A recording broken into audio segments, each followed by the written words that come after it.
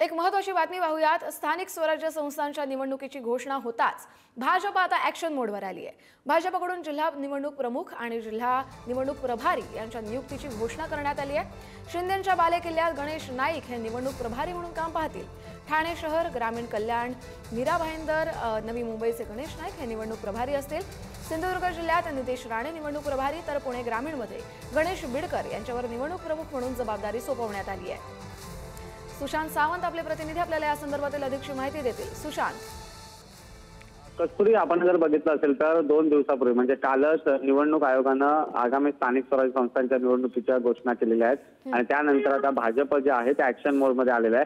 भाजपने आपले जिल्हा निवडणूक प्रमुख आणि प्रभारी यांची नेमणूक जी आहे ती केलेली आहे आणि महत्त्वाच्या नेत्यांवर जी आहे ते महत्त्वाच्या जिल्ह्यांची जबाबदारी दिलेली आहे। मात्र या अलीकडे जर बघितलं असेल तर ठाण्यामध्ये ठाणे ग्रामीण आणि ठाणे शहर असेल किंवा नवी मुंबई असेल, मीरा भाईंदर असेल, कल्याण असेल किंवा मग उल्हासनगर असेल, या ठिकाणी जबाबदारी जी आहे ती गणेश नाईक यांच्याकडे देण्यात आली। त्यामुळे कुठेतरी ठाण्यामध्ये एकनाथ शिंदे विरुद्ध गणेश नाईक असा सामना जो आहे तो पाहायला मिळतोय। आधीच गणेश नाईक हे शिंदेंच्या बालेकिल्ल्यात अर्थात ठाण्यामध्ये जनता दरबार घेत आहेत, त्यावरून राजकारण झाल्याचं देखील आपल्याला पाहायला मिळालं होतं। आरोप प्रत्यारोप झालं होतं।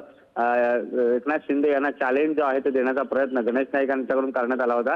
त्यातच आता भाजपने जी प्रभारी नेमणूक केलेली आहे त्यामध्ये गणेश नाईक यांच्याकडे शिंदेंच्या बालेकिल्ल्याची जबाबदारी दिल्याचं बघायला मिळतं। आपण पाहतोय 3 जणांवरती आता पक्षाकडून जबाबदारी सोपवण्यात आली आहे। निवडणुका जाहीर झाल्यानंतर आता पक्ष कामाला लागले आहेत। धन्यवाद सुशांत, तुम्ही दिलेल्या सविस्तर अपडेटसाठी।